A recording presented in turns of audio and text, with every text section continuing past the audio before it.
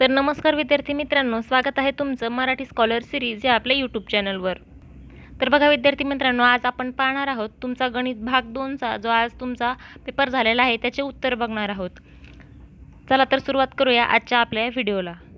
तर बघा विद्यार्थी मित्रांनो, सुरुवातीला तुमचे जे बहुपर्यायी प्रश्न होते त्यातला जो तुमचा पहिला प्रश्न होता तो होता खालीलपैकी कोणते पायथागोरसचे त्रिकूट आहे।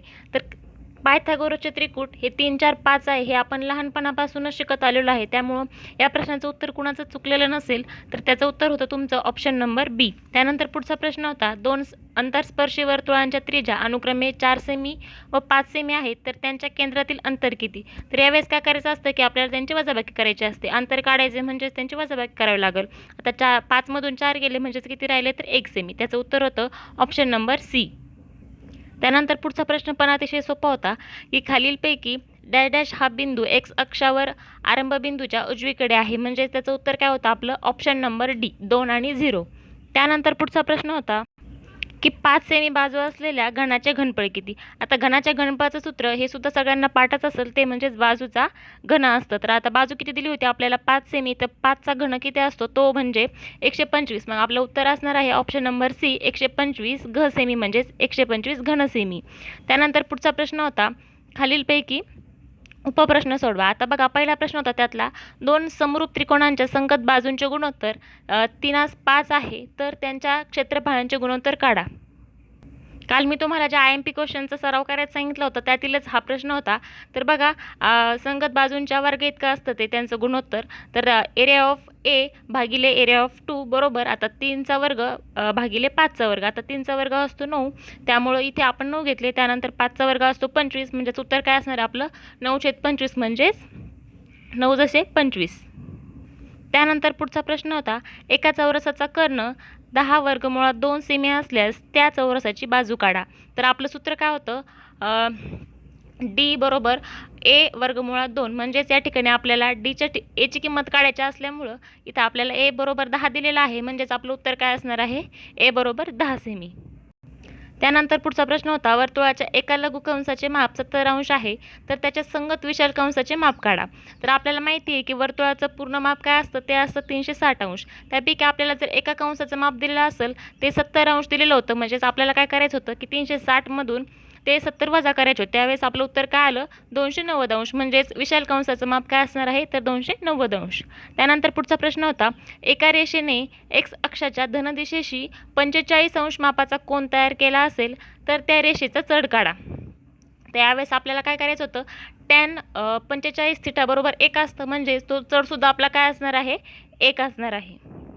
त्यानंतर प्रश्न क्रमांक 2 मधला एचा प्रश्न होता तुम्हाला या ठिकाणी तुम्हाला कृती पूर्ण करायच्या होत्या। ही आकृती मी काल तुम्हाला IMP क्वेश्चनमध्ये दाखवली होती, हिचा तुम्हाला काल सराव करायचा सांगितला होता। ज्या विद्यार्थ्यांनी सराव केला असेल त्यांना नक्कीच हा प्रश्न खूप सोपा गेला असेल।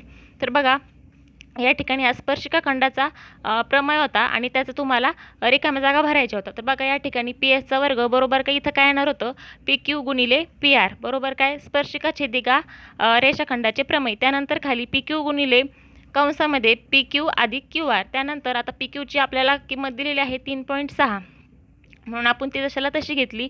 त्यानंतर खाली 3.6 गुणिले आता यांची बेरीज केली आपण 3.6 अधिक 6.4, ती काय येते 10 येते, म्हणून या ठिकाणी आपलं 10 उत्तर येणार होतं। त्यानंतर खाली PS चा वर्ग बरोबर काय आलं मग आपलं 36, कारण 3.6 गुणिले 10 केलं तर आपलं उत्तर येणार होतं 36। आता या ठिकाणी PS चा वर्ग होता त्यामुळे ते बरोबर चिन्हाच्या पलीकडे गेल्यानंतर या ठिकाणी 36 जे होते ते काय झाले वर्गमुळात गेले, आणि त्यामुळे आता 36चा आपला वर्गमूळ काढायचं। 36 हा 6चा वर्ग असतो, म्हणून आपलं PS ची जी लांबी होती ती काय आली 6 आली। त्यानंतर यातला जो 2 नंबरचा प्रश्न होता तो सुद्धा मी तुम्हाला या ठिकाणी सोडून दाखवलेला आहे। हा प्रश्न सुद्धा अतिशय सोपा होता, ज्या विद्यार्थ्यांनी काय सराव केला असेल त्यांना हा प्रश्न नक्कीच सोपा गेला असेल।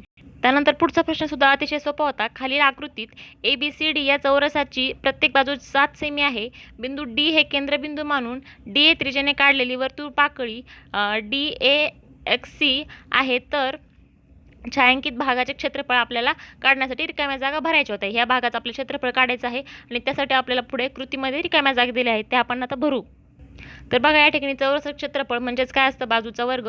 बाजू आपल्याला 7 दिलेले असल्यामुळं 7चा वर्ग केला आपण तर चौरस क्षेत्रफळ काय आलं, 49 चौसेमी. त्यानंतर जर वर्तुळ पाकळी DAXCचे क्षेत्रफळ 38.5 चौसेमी असेल तर मग आपल्याला त्या छायांकित भागात क्षेत्रफळ काढण्यासाठी 4चे क्षेत्रफळ वजा वर्तुळ पाकळीचे क्षेत्रफळ करावं लागेल. तर बघा या ठिकाणी आपण आता 49 वजा 38.5 हे जे आपल्या त्या वर्तुळ पाकळीचं क्षेत्रफळ दिलं होतं ते आपण या ठिकाणाहून वजा केलं. या ठिकाणी 49 आहेत. त्यानंतर 49 चौसेमी वजा 38.5 केलं त्यावेळेस आपलं उत्तर आलेलं आहे 10.5 चौसेमी. त्यानंतर पुढचा प्रश्न होता, खालील उपप्रश्न सोडवा आणि त्यापैकी आपल्याला कोणते तरी 4 प्रश्न सोडवायचे होते. प्रत्येकी प्रश्न आपल्याला 2 मार्क्ससाठी होता. असे एकूण आपल्याला हा 8 मार्क्ससाठीचा प्रश्न होता. तर बघा विद्यार्थी मित्रांनो, मी तुम्हाला काल सांगितलं होतं की कोण दुभाजकाच्या प्रमेयावर नक्कीच प्रश्न येतो दरवर्षी. तर बघा या ठिकाणी तुम्हाला तसा प्रश्न आलेला होता. त्याचं उत्तर मी तुम्हाला या ठिकाणी सोडून दाखवलंय. तुम्ही नक्कीच चेक करून घ्या. त्यानंतर पुढचा प्रश्न होता, खालील आकृतीमध्ये जेव्हा MN आणि RS एकमेकींना बिंदू D मध्ये छेदतात, जर RD बरोबर 15, DS बरोबर 4, MD बरोबर 8 तर DN ची किंमत आपल्याला या ठिकाणी काढायची होती. तर बघा RD बरोबर आपल्याला 15 सांगितलेलं असल्यामुळे या ठिकाणी आपण 15 घेतलं. त्यानंतर DS ची किंमत पण 4 सांगितली असल्यामुळे आपण ती 4 घेतली. MD ची किंमत सुद्धा या ठिकाणी आपल्याला दिलेली होती 8, त्यामुळे ती सुद्धा आपण तशाला तशी घेतली. आणि DN ची किंमत मात्र आपल्याला काढायची असल्यामुळे आपण ते तशाला तसे घेतले. आता बघा 15 गुणिले 4 भागिले हे 8 या ठिकाणी गुणिले आहेत, ते बरोबर चिन्हाच्या अलीकडे आल्यानंतर भागिले झाले. बरोबर आपल्याला DN ची किंमत काढायची आहे. तर बघा 15 गुणिले 4 केलं त्यावेळेस आपलं उत्तर आलं 60 भागिले 8 बरोबर DN. आता 60 भागिले 8 केलं तर आपलं उत्तर येणार आहे 7.5. अशा प्रकारे हा प्रश्न होता. त्यानंतर पुढचा प्रश्न होता, त्यात सुद्धा उत्तर मी या ठिकाणी तुम्हाला सोडून दाखवलेलं आहे. त्याचं उत्तर होतं आपलं 13. त्यानंतर प्रश्न तिसरा A मध्ये तुम्हाला कोणताही एक प्रश्न सोडवायचा होता, तो सुद्धा आपण या ठिकाणी आता सोडून दाखवणार आहोत. यामध्ये आपल्याला कृती पूर्ण करायची आहे. तर बघा प्रश्न होता, खालील आकृतीमध्ये रेख XY समांतर बाजू AC जर 2AX बरोबर 3BX आणि XY बरोबर 9 असेल तर AC ची किंमत काढण्यासाठी खालील कृती पूर्ण करा. तर बघा आपल्याला या ठिकाणी दिले 2AX बरोबर 3BX म्हणून AX भागिले BX बरोबर 3/2. त्यानंतर बघा AX अधिक BX भागिले BX बरोबर 3 अधिक 2 भागिले 2 योग्य क्रिया करून आपण हे लिहिलेलं आहे. त्यानंतर AX भागिले BX बरोबर 5/2.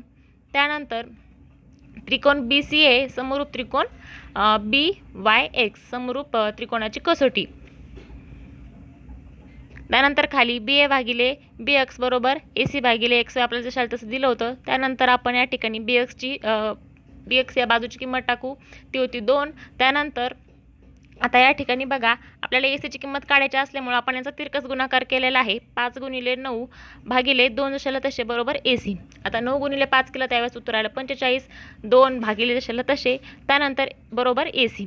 आता 45 भागिले 2 केलं तर आपलं उत्तर येतं 22.5. म्हणजेच AC ची किंमत आपली असणार आहे 22.5. त्यानंतर जो पुढचा प्रश्न आहे तो सुद्धा मी या ठिकाणी सोडून दाखवलेला आहे. तुम्ही तो नक्कीच चेक करा.